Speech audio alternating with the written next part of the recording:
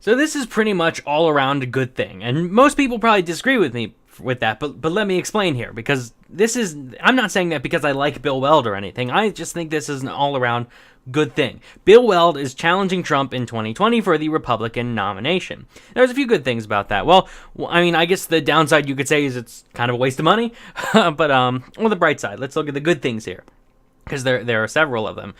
For one, normally the president, if he's running for a second term, he usually goes unchallenged with his own party. Usually no one thinks to run against him because they're just going to lose. Like that's generally how it is. They're probably going to lose. So no one ever runs against. Like Obama, nobody ran against Obama for the Democratic primary in a second term because they knew they were going to lose.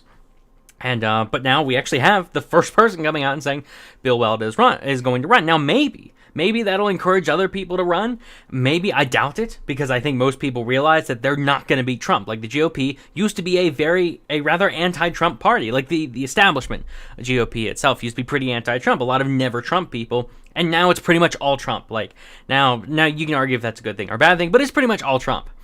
Now I think this is going to start a conversation pretty much. Then I think that's a good thing. We might have debates.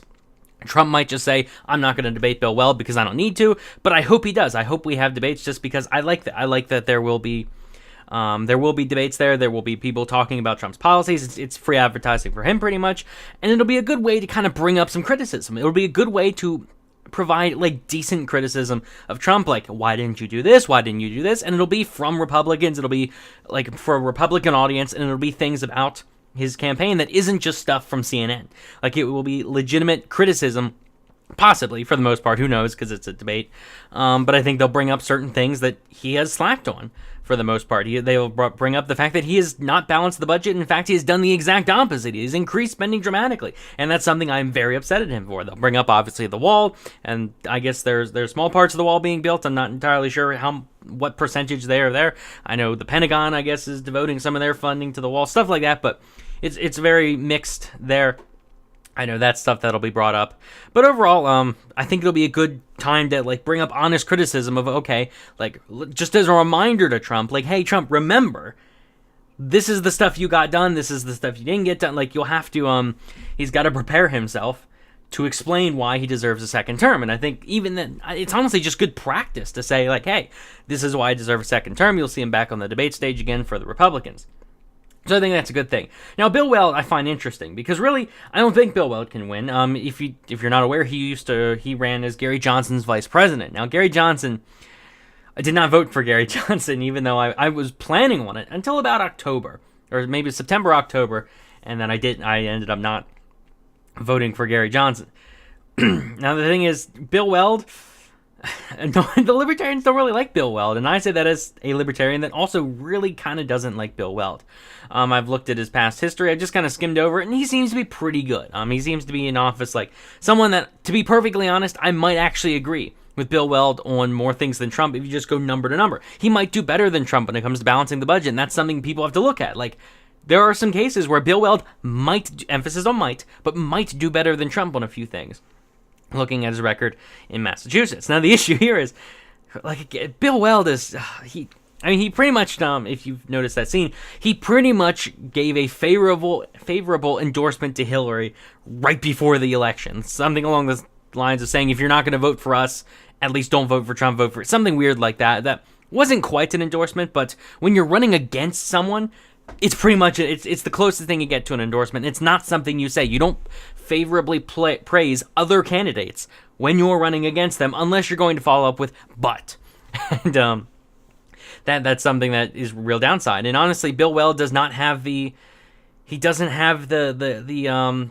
anti-establishment vibe that Trump gave off. Like Trump, he tweets whatever he wants, he says whatever he wants, and people like that. And I think it's not even that people like that. I think that is an actual beneficial characteristic to have, to pretty much go in guns blazing and saying, I am not going to bow down to pressure. Because that's what people want. We don't want the...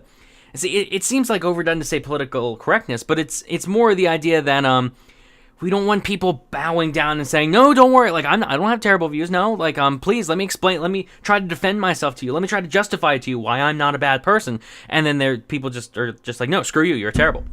We want someone that when people attack them and say they're a bad person, I mean, implying that they're lying. If someone tries to slander someone as, no, you're a terrible person, you're far right, you're alt right, whatever. We want someone that stands up and says, no, screw you, that is wrong. Like, that's what we want. And we can see that going in the UK, kind of, where it seems that the Brexit party is kind of saying, no, we're not far right, whereas UKIP's like, we're not far right, you jerks. Like, it's just, they're much more standing up about it, whereas the Brexit party's kind of standing back and saying, like, oh, how can we please you? But I've noticed that this seems to be the kind of same thing. I don't like how Bill Weld does kind of give off quite an establishment vibe. And even though he ran as the Libertarian VP candidate, and the Libertarian Party is not at all establishment, overall he was such. I guess when I'm thinking about it, I just can't think of a few good reasons to support Weld besides the hope that he might do a few things economically better than Trump, and that's honestly it. And so I do want him to run just because I think, hey, competition is good. He has no chance of winning, but it'll be an interesting run. The ride will be interesting. Actually, he said a few quotes here, which really aren't worth, like, if you want, I'll leave a link in the description if you want to follow it. I have a few other articles here. He says the country's in great peril. He can no longer sit quietly on the sidelines, which, I mean, it doesn't really add, but that's not a policy position. It's not much to it. But the move makes Trump the first incumbent president since George H.W. Bush in 1992 to face a notable primary candidate. So just pointing that out. Though they do say notable, I guess that means because, I don't know. I don't even know how you'll do in the polls. I assume the more establishment Never Trumpers, the people that kind of like went for Mitt Romney, will probably, like Glenn Beck, might go for Bill Weld. I imagine Glenn Beck will probably support Bill Weld. So there will be support there. But I'm just thinking back to the Bill Weld, and he was not at all interesting. In fact, I was very disappointed by him. Like, he never said anything of substance. It always seemed that he was bowing down to the media and saying, please give me attention, and in return, I'll bash Trump. It's just, there's not much to it. I don't like his personality, if that makes sense. I don't like his positions. I like, he has quite a few libertarian positions, even though I actually read, I think it was the Rothbard-Rockwell report back in the 90s, where Murray Rothbard, known as Mr. Libertarian, like, contributed more to libertarian thought than most, if not all, libertarians. He was bashing Weld back in the 1990s. He was not a fan of him at all. But yeah, it just, I don't see. I'm glad he's running, but I don't think he's gonna win. If that makes sense. Hopefully that made sense here. And then there's another. This is the CNBC. I'm commenting on it. He announced I'm in. There's pretty much not much more else to say here. I'm glancing through it quickly just to remind me of anything I've forgotten, and it's honestly about it. It's more he's libertarian leaning, and honestly, like, again, as I say, I'm libertarian leaning. I'm disappointed in Trump in a lot of things, and Bill Weld promises to. Just looking at the gorilla below. Bill Weld promises to do things that, if he were to go through with them, I think honestly might be something that I would be willing to support. It's just that. It's the establishmentness. It's the personality of Bill Weld that I can't get behind. Of the siding with the media, which makes me think that even if he did win, when it finally would come up to standing against the establishment, finally taking these radical approaches to things, I feel like he would back down. I feel like he would give in. He wouldn't. It's that he can be Bill Weld can easily be defeated by the media. All the media has to do is say, like, you're far right, and he'll immediately crumble under pressure. And that's not something we want. It's that there are so many policies I can see him supporting, but as soon as he brings up, like, hey, maybe we shouldn't have Medicare for all, they're going to be like, Bill Weld is far right. He's a Nazi. He wants children to die. It'll be stuff like that. But yeah, that's pretty much it. If you're interested, in all fairness, I'll just say it's like weld2020.org. He has this is pretty much the website. It's just got the splash page, I think it's called. He's got an ad, which is all right. It's not very inspiring. I watched it, and I'm like, like, some good stuff there, some good. It didn't really it showed his good record, but that's about it. It gave some good facts that would make people want to support him, but it wasn't inspiring, it wasn't hopeful, that kind of thing.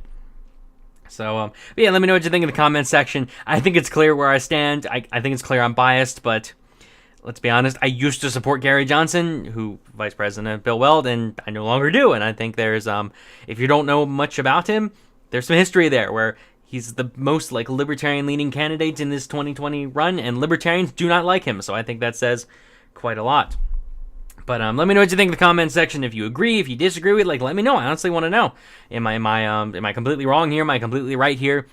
Let me know what you think in the comments. Like the video if you enjoyed. Subscribe for more. Helps me out a lot. And thanks for watching.